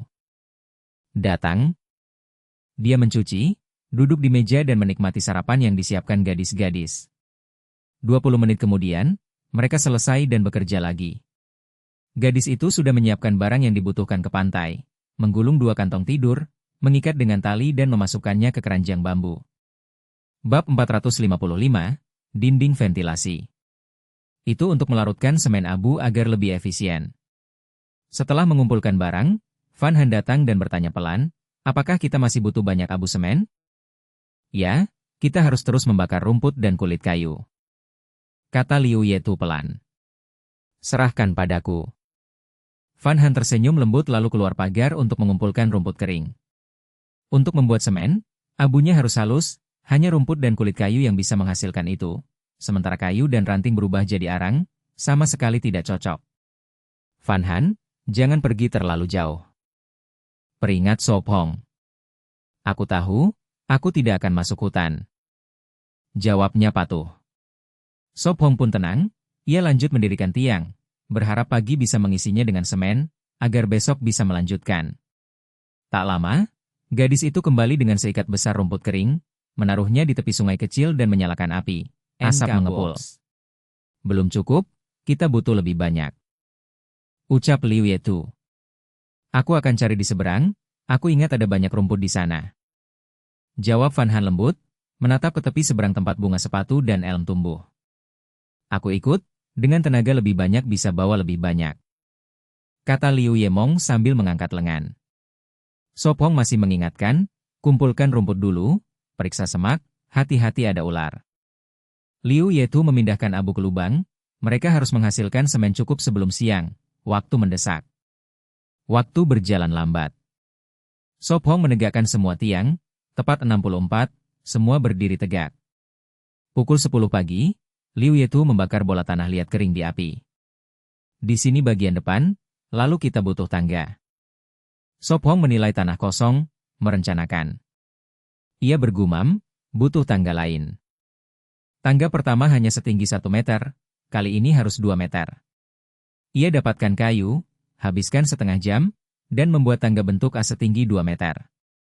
Sementara itu, bola tanah liat siap, Liu Yemong dengan sekop memasukkannya ke lubang, menambahkan air, pasir halus, lalu mengaduk. Setelah 10 menit, 2 lubang semen jadi, cukup mengisi 2 baris. "Masih kurang, besok lanjut lagi," desah Liu Yetu. "Tidak apa, besok kita teruskan," kata Sop Hong lembut. Ia bantu membawa semen ke tiang, menuang perlahan.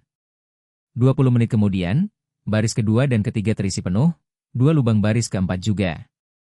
Semua usaha ini agar tidak hancur diterpa angin, tanpa tanah liat tidak bisa buat dinding tanah.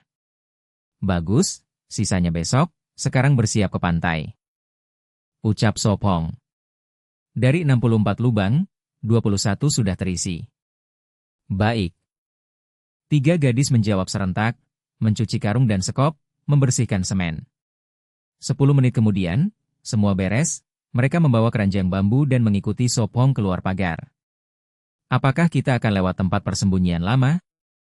tanya Van Han pelan. "Ya, jalur yang dibuka lewat sana, akan lebih cepat," jawabnya. Demi aman, mereka pilih jalan gunung yang sudah dikenal, tercepat tanpa membersihkan. 3 jam kemudian, mereka sampai air terjun, 10 menit lagi tiba di perkemahan lama, kini hancur. "Sayang sekali," desah Van Han. Ia masih ingat membangunnya bersama Sop Hong, dulu nyaman, hancur oleh banjir. "Benar," desah Sop Hong. Ia menepuk lembut bahu gadis itu. Ayo, sebentar lagi di pantai kita harus buat tempat tinggal sementara. Baik. Ia mengangguk, menghapus sedih, membiarkan dirinya digandeng menuju laut. 1 jam kemudian, mereka sampai ke pantai berbatu. Air pasang menutupi pantai, hanya larut malam surut. Tapi tempat mereka pilih aman. Di sini saja, malam bisa lihat laut, pagi bisa lihat matahari terbit. Kata Van Han riang. Baik. Jawab Sopong. Dekat hutan, ia menebang kayu, habiskan kurang dari setengah jam. Dengan bantuan saudari Liu, sebelum gelap mereka dirikan tempat tinggal sederhana. Nanti kalau ke pantai bisa tinggal di sini. Senyum Van Han, angin laut meniup rambut hitam panjangnya. Tarik jaketmu, malam angin laut dingin. Kata Sopong lembut. Aku tahu. Ia patuh, menarik kerah jaket menahan dingin. Aku akan nyalakan api untuk makan malam. Liu Yemong berjongkok, menyusun kayu. Menaruh rumput, menyalakan dengan batu. Wow wow wow. Angin laut bertiup, percikan beterbangan. Buat dinding ventilasi. Sopong batuk, asap menyesakkan. Ia memotong ranting, menancapkannya di depan api, menutup dengan ranting, jadi dinding sederhana. Indah sekali. Van Han berdiri di tepi laut, langit makin gelap, cakrawala hitam, laut bersatu dengan malam. Matahari terbit pasti lebih indah. Bisik Sopong. Ia belum pernah lihat matahari terbit di laut, beruntung tempat ini menghadap timur, memberinya kesempatan. Bagaimanapun, matahari terbit di timur dan terbenam di barat. Bab 456, Penyesuaian Jam Biologis. Dari kejauhan, cahaya samar berkelip di tepi laut. Di tempat persembunyian sementara, Espong dan 3 rekannya duduk bersama. Di tanah ada 2 panci besi berisi makan malam. Liu Yemng mengunyah daging dan bertanya samar, besok kita akan tertidur dan melewatkan matahari terbit? Kalau malam ini tidur lebih awal, tidak akan. Jawab Espong pelan. Ia teringat beberapa hari lalu dari hadiah 7 hari mendapat keterampilan baru, penyesuaian jam biologis. Seperti namanya, dapat mengatur jam tubuh untuk bangun tepat waktu. Semoga aku bisa tidur. Kata Liu Yemng setelah menelan. Tenang saja, kita tidak akan melewatkan matahari terbit. Senyum tipis muncul di bibirnya, jam biologi sudah diatur, sebelum fajar akan membangunkannya. Kudengar kalau sebelum tidur terus menyarankan diri harus bangun pagi, keesokan harinya memang bangun pagi. Bisik Liu Yetu. Sugesti psikologis? Mata Liu Yemng berbinar. Baik.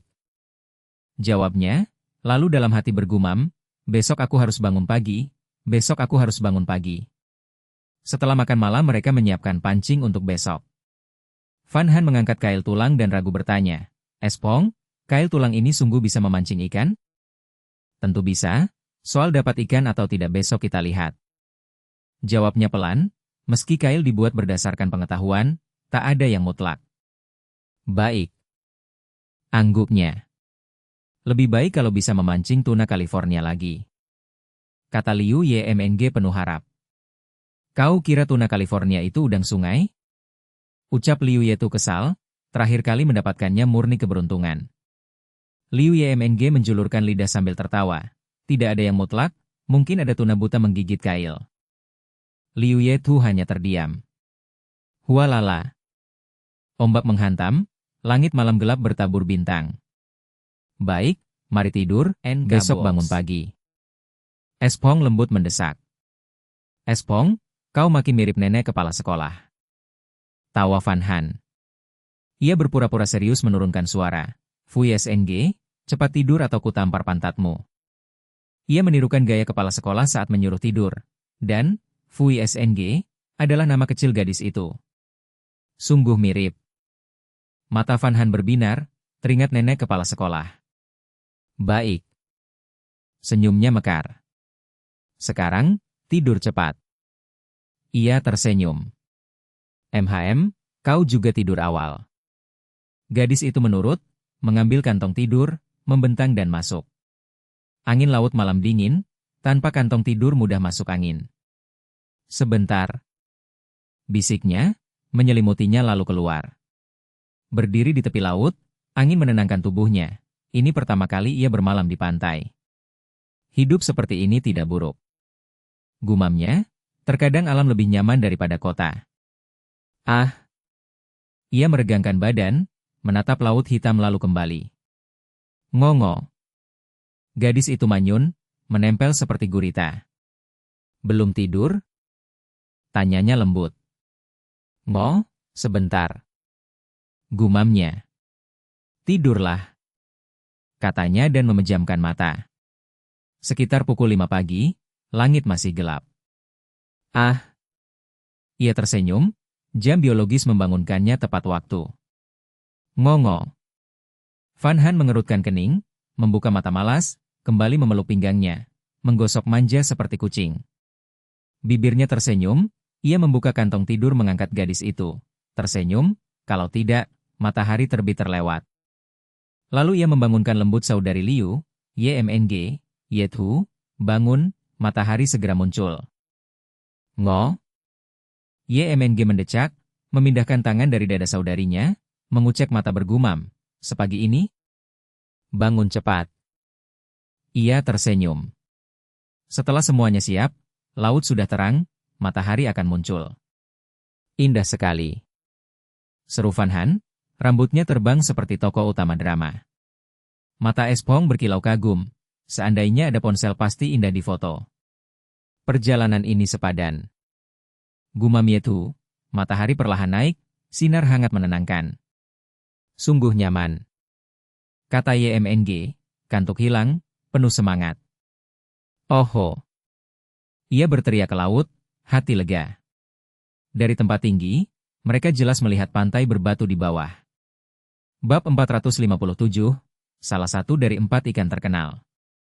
Luar biasa, dibandingkan menonton matahari terbit, pergi ke laut menangkap makanan laut lebih menggembirakan. Mereka berempat membereskan sebentar, meninggalkan kantong tidur dan barang kecil di tempat berlindung sementara, lalu membawa pancing dan keranjang bambu ke pantai. Mereka melangkah hati-hati di karang berbatu, menghindari genangan, dan meletakkan barang. Cepat, lihat apakah masih ada ikan. Liu YMNG mengikuti Espong dengan penuh harap, menunduk memeriksa genangan besar. Tidak ada ikan, tapi ada beberapa udang. Espong menyapu pandang, air jernih menampakkan semuanya. Jangan buang, tangkap semua. Dia menggulung lengan dan celana, masuk hati-hati, menangkap udang. Biur. Genangan bergolak, air keruh. Sepertinya untung tidak buruk. Dia tersenyum, saat tenang seekor ikan gemuk muncul. Sudah ada kepala. Gumamnya, menggulung lengan, melepas sepatu, menunduk. Biur. Masih besar. Dia memegang ikan, tidak bisa lari. Beratnya sekitar 3 jin, besar. Dengan kepala bisa buat sup talas. Van Han buru-buru, memeluk ikan, menaruh di genangan. Espong, di sini juga ada ikan. Suara Liu Yethu terdengar. Dia berjongkok, air keruh tapi segera jernih. Sudah tertangkap? Tanya dia. Biar aku coba. Dia menggulung lengan, melepas sepatu, masuk hati-hati. Biur. Ikan berlari, membuatnya kacau. Kakak, biar aku lakukan. Liu YMNG melempar udang ke keranjang, berjalan. Tidak perlu, aku bisa. Liu Yethu melawan ikan. Hati-hati, jangan jatuh.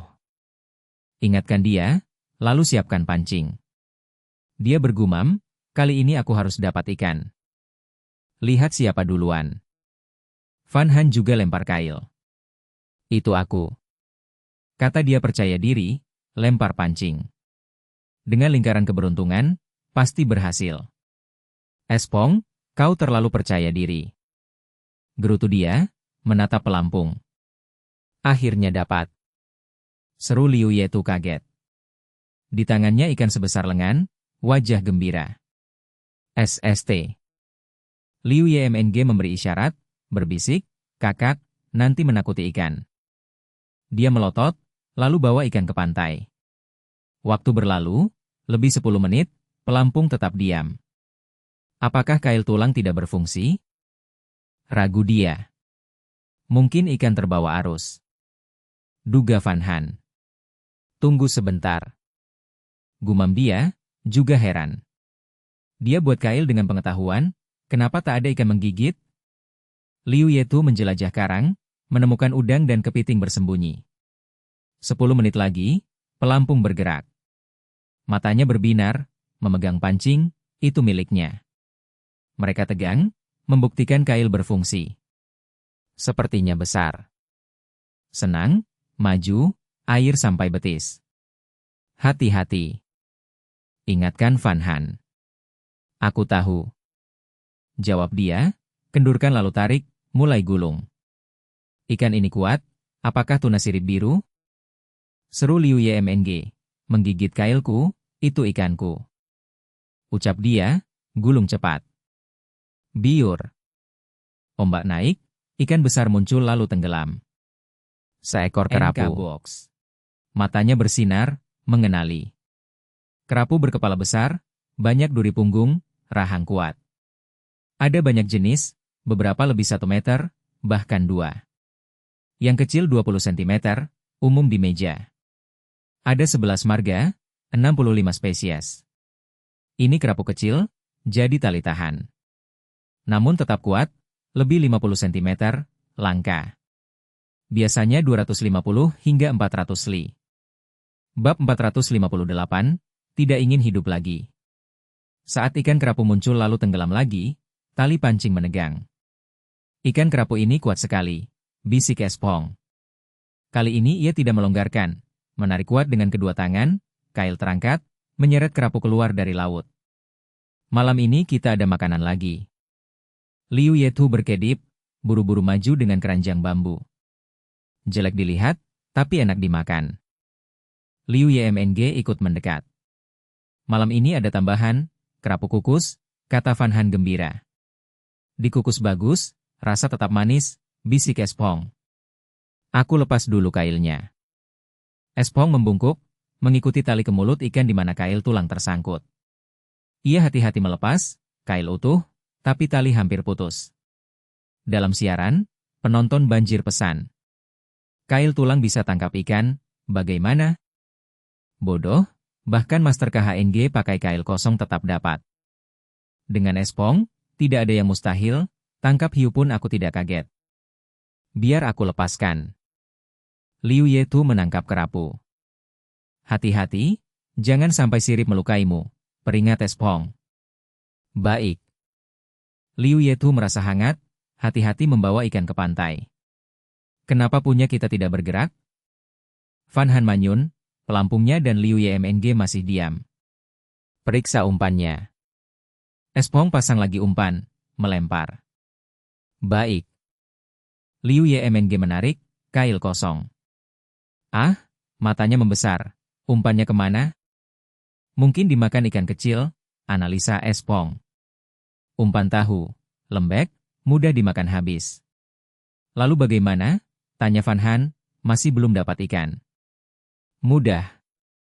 Liu Yemng letakkan pancing, hancurkan kerang kecil dengan batu, pasang daging. Ia lempar, kail jatuh 4 meter. Van Han meniru, temukan kerang, pasang daging, lempar juga. Ia bersemangat, menggenggam erat pancing, menunggu pelampung tenggelam. Aku juga, bisik Liu Yemng, tenang saja. Espong tertawa, mereka terlalu tegang. Tak lama, kedua pelampung tenggelam. Tarik, seru Espong. Kedua gadis menarik, 2 ikan meloncat, mengamuk. Ah, akhirnya dapat, teriak Liu Yemng, menekan ikan. Punyaku lebih besar. Van Han tertawa, menarik ikan sekitar 3 kilo. Masih lebih kecil dari punyaku, senyum Espong. Itu cuma keberuntunganmu, kata Liu Yemng. Baik, ambil lebih banyak kerang lalu pulang, kita perlu bambu, kata Espong. Oke, jawab mereka, bongkar kail, tinggalkan pancing. Mereka kumpulkan kerang, rumput laut.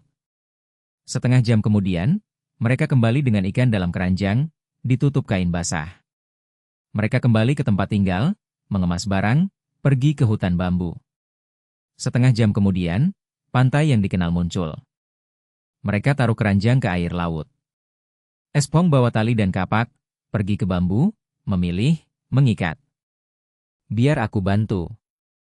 Liu Yemeng berlari. Mari kita kumpulkan rumput laut, tinggal sedikit, kata Van Han.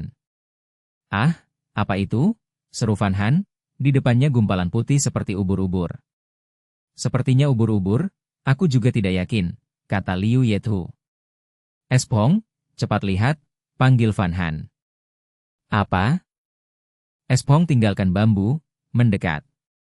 Ia melihat, tersenyum, itu ubur-ubur, benar. Ubur-ubur, hewan laut tak bertulang belakang, juga disebut medusa. Mata Van Han berbinar, ia bertanya, ah, ubur-ubur? Bisa dibuat salad. Ya, jenis itu bisa dimakan, senyum Espong. Bagus, kita bawa. Van Han jongkok hendak memegang. Espong cepat menahan tangannya. Marah, jangan sentuh dengan tangan, mau mati? Van Han meringkuk, manyun. Kenapa? Berbahaya? Bab 459. Begitu menakutkan? Ia menurunkan suaranya menjelaskan pada 3 gadis, memberi mereka pengetahuan agar bisa melindungi diri bila ia tidak ada. Ubur-ubur tampak seperti payung dengan banyak tentakel, di dalamnya ribuan sengat kecil penuh racun. Saat menyentuh kulit manusia, sengat itu menusuk dan melepaskan racun, menyebabkan keracunan, parah bisa mematikan. Racun bisa sebabkan syok alergi, juga racun langsung mematikan, seperti ubur-ubur kotak, membunuh hanya dalam menit.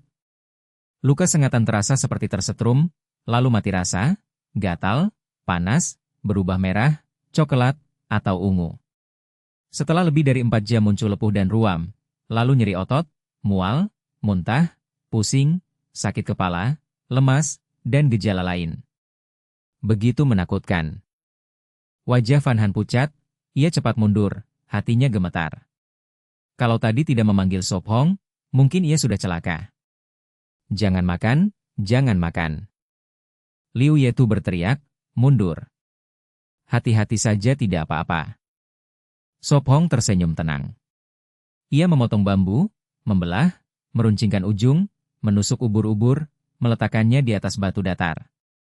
Ia memeriksa tentakel, menekan tubuh lalu berkata, beri aku pisau militer. Ini. Liu Ye mau menyerahkannya. Sop Hong, hati-hati. Van Han berkata cemas. Tenang, aku kebal racun. Ia tersenyum. Jangan bercanda, hati-hati. Ia mengingatkan lagi. Ia terkekeh, sedikit yang percaya. Ia hati-hati memotong tentakel, mengikis garam, dan setelah lebih 10 menit ubur-ubur bersih. Kau tidak terluka? Van Han bertanya. Tidak. Ia melambaikan tangan. Ia kembali mengumpulkan bambu. Setelah setengah jam, 2 ikatan besar ada di pasir, 1 kecil di bawah Liu Yemong. Pulang butuh hampir 4 jam, kalian kuat? Ia bertanya. Tidak masalah. Ia mengangkat lengannya, pamer otot kecil. Hehue, ia meniru dia, memikul bambu, terhuyung lalu stabil. Yang lain membawa ikan dan kantong tidur. Mereka pulang lewat jalan lama, hampir 2 jam tiba di kamp lama, lalu ikuti sungai ke hulu. Lebih 3 jam kemudian, kamp baru tampak. Akhirnya kembali. Liu Yemong terengah, menyeret bambu. Ia sudah berhenti memikul sejak tadi, hanya menariknya. Sop Hong tetap gesit dengan 2 ikatan besar, hanya sedikit terengah. Saat itu lewat jam 4 sore, matahari tertutup gunung, sebentar lagi gelap. Aku buka gerbang. Liu Yethu mendorong pintu berat.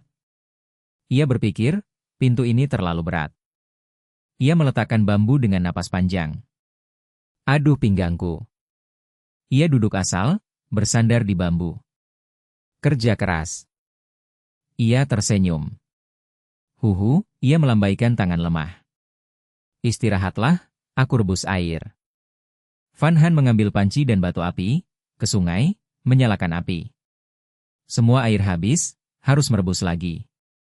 Ia duduk lelah di meja. Ia istirahat lalu memeriksa tiang semen, Semua kokoh. Besok sibuk lagi, bisa tuang tanah liat. Ia bergumam. Sop Hong, minum air min. Van Han memanggil lembut. Ya? Ia jawab. Ia menuang air min dingin. Terima kasih. Liu Yemong minum lahap, tenggorokannya lega. Ia minum lalu bertanya, Van Han, masih ada biji mint? Ya, beberapa hari lagi kita tanam, tak perlu cari lagi. Ia mengangguk. Ia meregang, ambil sekop, ke sungai. Mau kemana? Ia bertanya. Selagi terang, gali tanah liat untuk tungku. Ia berkata. Dengan tungku, mereka bisa membakar periuk dan panci. Aku bantu. Liu Yemong segera lari mengejarnya. Bab 460, nyata atau palsu? Dia dengan hati-hati membersihkan pasir, menggali lapisan lumpur, dan baru setelah turun lebih dari 20 cm menemukan tanah liat. Sop Hong, biar aku yang menggali, kau buat tungku dulu, akan lebih cepat. Liu Yemong bersemangat menyingsingkan lengan. Sop Hong memasukkan tanah liat ke keranjang bambu lalu bertanya, masih kuat? Menggali tanah liat sedikit, aku masih kuat. Liu Yemong mengangkat alis. Baik, kau yang menggali, aku buat tungku. Sop Hong tersenyum dan menyerahkan sekop. Ayo. Liu Yemong berbalik untuk menggali. Dia mencabut rumput, membersihkan daun dan batu, lalu menggali lubang dengan kapak. Van Han membersihkan ikan laut, menyiapkan kerapu, ikan terbang dan lainnya, hanya bisa diasap karena tanpa salju sulit menyimpan segar. Kandung kemih ikan masuk sup, isi perut juga bisa dimakan. Van Han bergumam sambil bekerja. Van Han, bagaimana dengan ubur-ubur ini? Liu Yetu bertanya, memegang makhluk licin itu. Cuci berkali-kali dengan air jernih untuk hilangkan asin dan bau. Jawab Van Han. Baik. Liu Yetu jongkok di sungai, menggosok berulang kali. Setelah lebih dari 10 menit dia meletakkan ubur-ubur di papan kayu. Lalu, dia bertanya. Potong kasar, celupkan sebentar di air panas, lalu pindahkan ke air dingin. Van Han menjelaskan sabar. Katanya belajar dari video bahwa ubur-ubur tak boleh langsung masuk panci atau akan meleleh, entah benar atau tidak.